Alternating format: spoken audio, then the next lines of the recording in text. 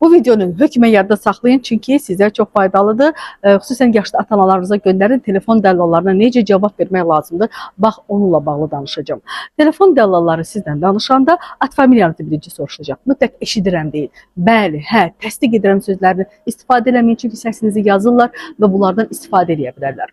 Daha sonra sizə görüntülü zəng edirlərsə, çalışın kənar yeri göstərin, divarı, yeri və şəklini screenshot eləməyə çalışın. Qoy ola sizin üzünüzü çəkə bilməsin, o zaman onu verifikasiya üçün istifadə edə bilməyəcək. Daha sonra sizdən SMS kod tələb eləməyə başladılarsa, artıq bu sözü eşitdiysə, bilin ki, bir fırıldaqçı ilə danışırsınız. Çünki heç bir ciddi təşkilatın nümayəndəsi sizdən SMS kodun nömrəsini istəyə bilməz və istəmir də.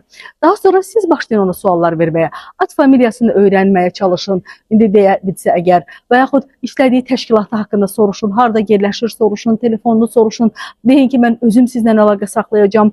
Əgər bu suallara da o sizi qane etməmiş cavablar versə, bilin ki, bir fırıldaqçı ilə danışırsınız və çalışın sanki başqa bir yerdə siz telefonunuz yaxşı tutmur, onu yaxşı eşitmirmiş kimi bir effekt yaradasınız və əlaqəni kəsəsiniz. Əgər sizə təzədən zəng eləsə, bilin ki, doğrudan da bir fırıldaqçıdır. Və bu zaman nə eləmək lazımdır? Bax, onu növbəti videolarda deyəcəm, səhifəmizi izləyin.